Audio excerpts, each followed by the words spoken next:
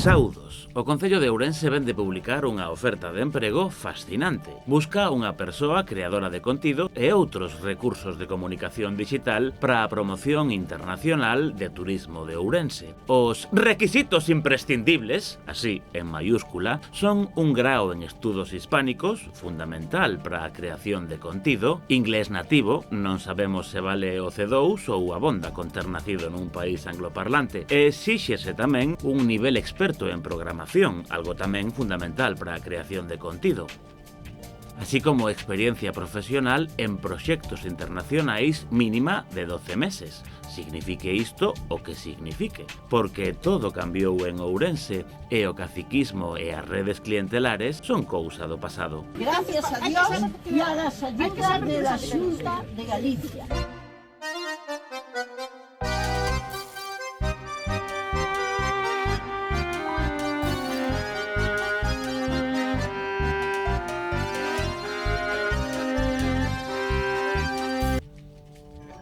Todo grazas ao noso amado líder que veu cambialo todo. Hombre, eso no es creíble estadísticamente. Porque, por suposto, esta oferta de traballo non é para unha persoa concreta con nomes e apelidos. Isto aquí xa non pasa. La duda, la duda, la duda. Porque hoxe en día, quen non ten un grao en estudos hispánicos e nivel experto en programación? Ademais, non se pode crear contido sen ter un grao en estudos hispánicos e ser experto en programación. Se vos parece sospeitoso é porque sodes uns haters. O último requisito desta oferta de emprego é contar cun permiso de conducir tipo B. Algo raro, porque coas novas liñas de autobús en Ourense xa non fai falta o coche. Ourense está á vanguarda da mobilidade, ou algo parecido. Aquí comeza a quinta tempada de Noticias Dispersas. E sí, hoxe falaremos do autobús urbano. Comezamos.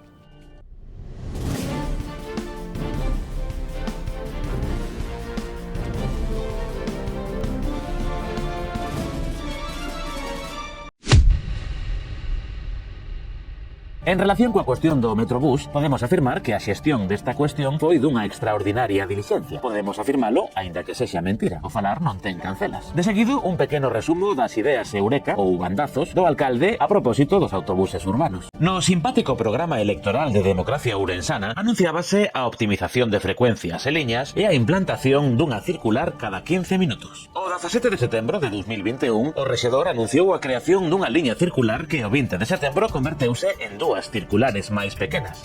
O día 24 do mesmo mes de setembro anunciou a creación dunha liña troncal con ramificacións que detallaría con simpáticos nomes o día 26. Y tenemos que cambiar el nuevo sistema. Y este es el nuevo sistema que hemos ideado y ha llevado mucho tiempo, muchos amaneceres, porque normalmente yo cuando despierto es cuando tengo las ideas eureka.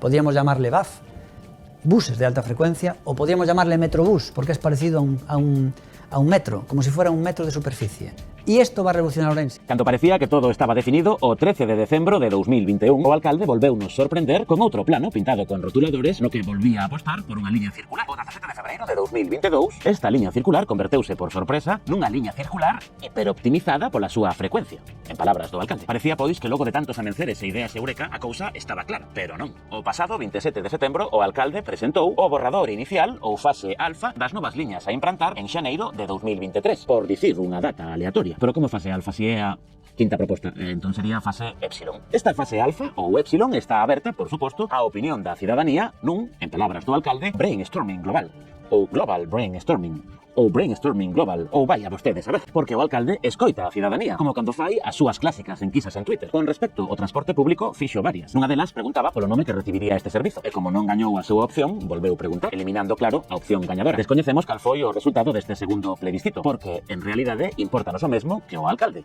Nada. Tamén preguntou pola cor dos novos autobuses. Gañou a cor azul. Días máis tarde, o alcalde anunciou que serían amarelo School Bus, un tono lixeiramente diferente ao amarelo actual, porque, como gran estatista que é, ten que deixar a súa pegada. Dixo que azul non podía ser porque non era unha cor o suficientemente chamativa para un servizo público. Ou porque sí, a nova liña Estrela recibe o nome de Axial. Non é porque o alcalde empregue constantemente moitas palabras técnicas para disimular o despropósito do seu goberno. En absoluto.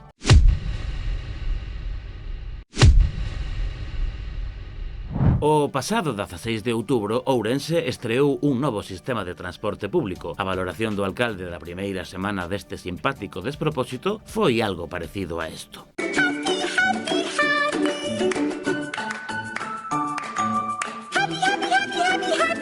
Aínda que unha ollada fugaz ás redes sociais de aquel que non debe ser nomeado amosa a opinión de moitos usuarios e usuarias. Spoiler, non é boa.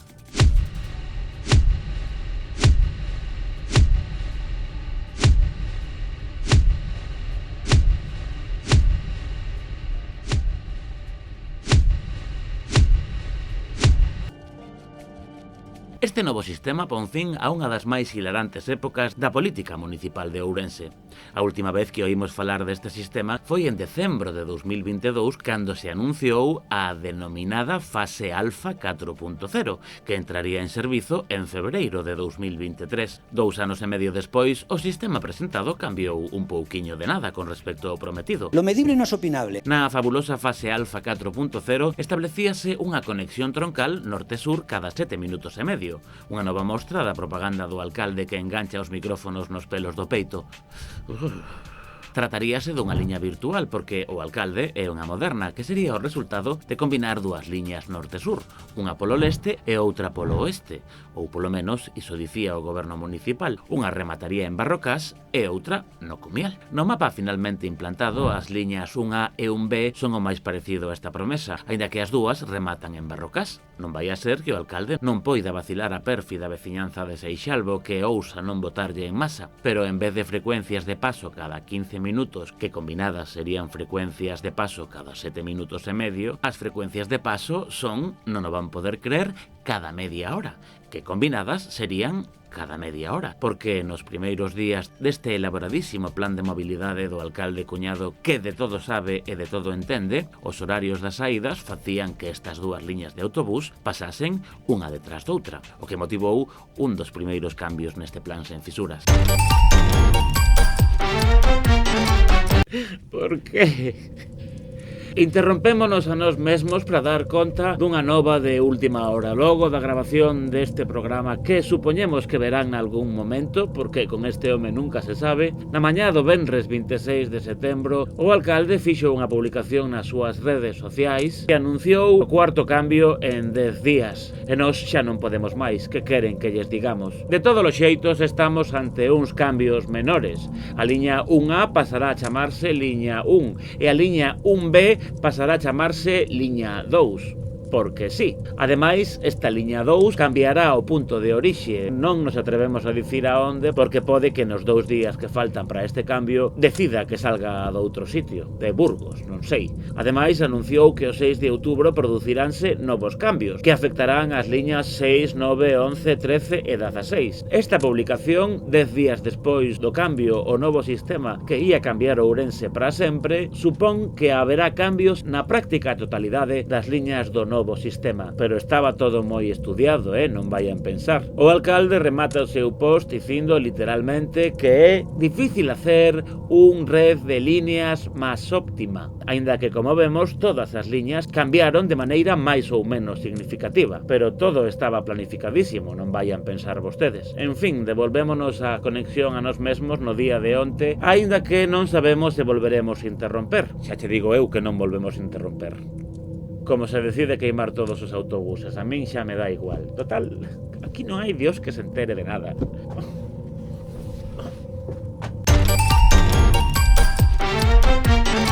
As protestas da veciñanza de varios núcleos rurais motivaron algún que outro cambio. Pero o cabreo entre usuarios e usuarias continúa por cousas nimias como paradas sorpresa que apareceron de repente ou a falta de sinalización en todas as paradas que se corrixiu pegando uns folios nas paradas que tiñan marquesiñas. Ourense, capital da tecnoloxía e a intelixencia artificial.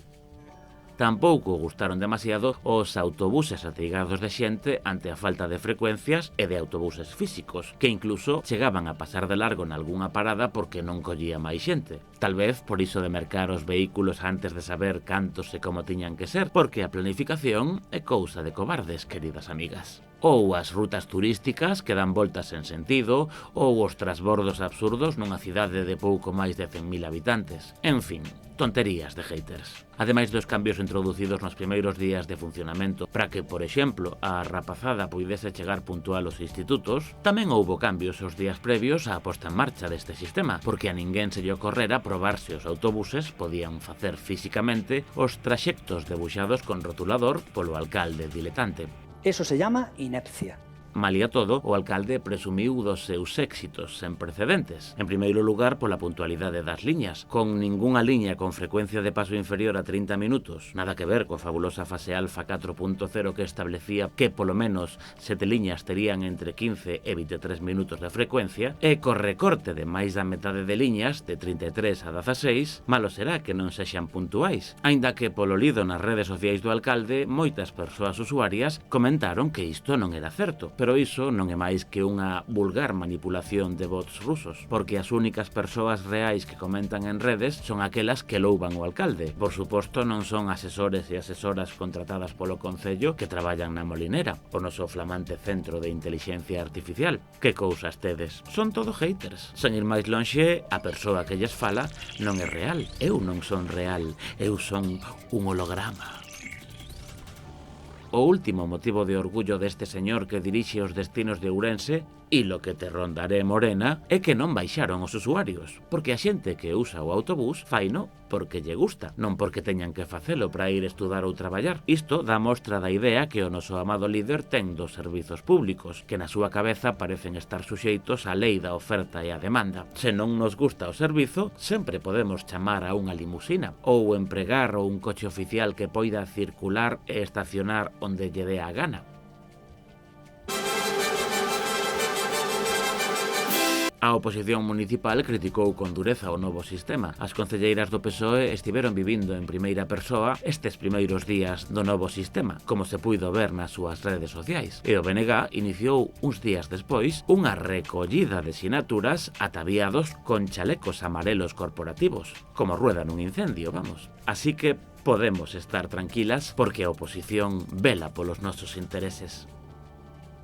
Pola súa banda, o PP enviou varias notas de prensa dicindo que todo mal, mentres agardan a próxima votación para salvar o goberno municipal. En fin, Ourense.